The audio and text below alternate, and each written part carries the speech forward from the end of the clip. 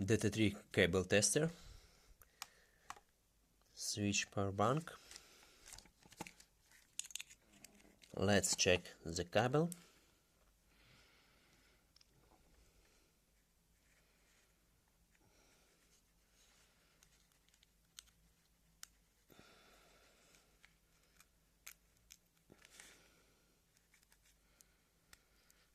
The cable indicates only 2 wires.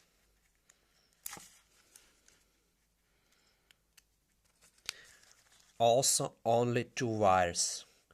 It says that cable has not data wires but only charging wires, and it cannot has any protections or any data transmit.